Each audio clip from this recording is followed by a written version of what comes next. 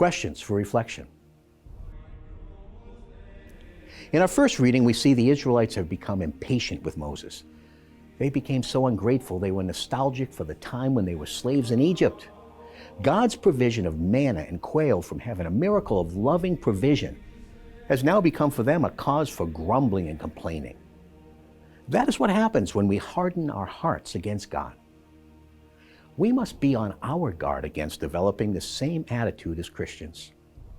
Sometimes we worry about what we are missing as Christians and look upon the slavery of sin as though it were some kind of freedom. It was not. We were captive to what St. Paul called the slavery of sin.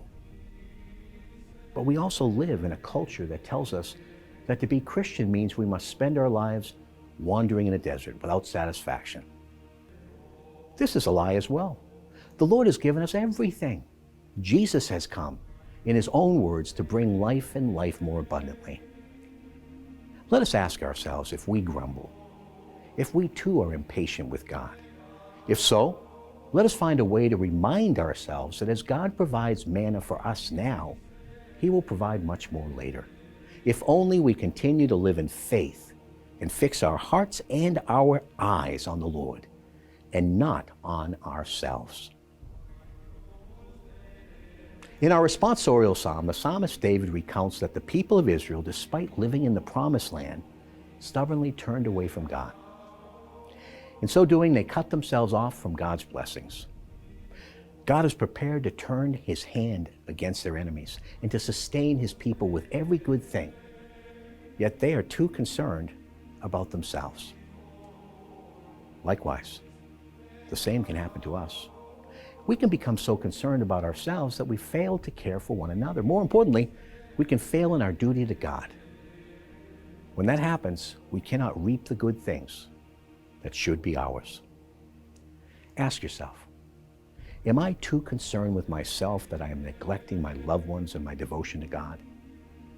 If so, what is one way I can do better? Our gospel reading is taken from St. Matthew's account of the miraculous feeding of the 5,000. In this parable, the apostles offer what little they have, 5 loaves of bread and 2 fish. When the apostles handed Him their food, they probably expected to feed only a few. But that humble offering placed in the hands of Jesus Christ was plenty. Imagine their surprise when everyone ate their fill and had enough left over for 12 baskets. This was not an arbitrary number, but a powerful symbol of abundance. 12 in the Scripture is a number of fulfillment. There were 12 tribes of Israel, 12 apostles. This demonstrates what God can do when we put our talents and goods in His hands.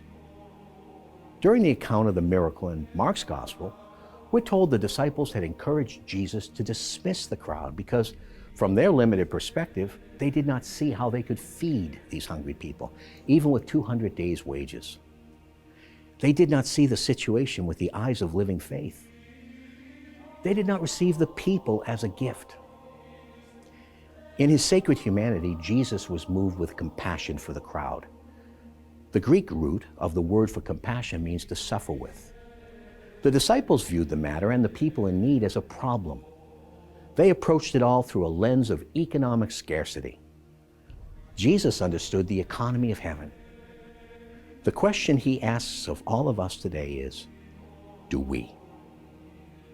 Jesus asked the disciples a simple question, what do you have? The disciples didn't understand. They'd been invited to participate in God's work by simply giving what they had in a holy exchange.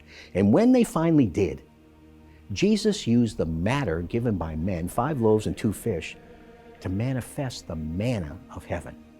He still does. God is ready to surprise us too. All we must do is offer our loaves and fishes to His service and watch those gifts multiply. So ask yourself, is there something I can do to serve my parish community, my family, or friends?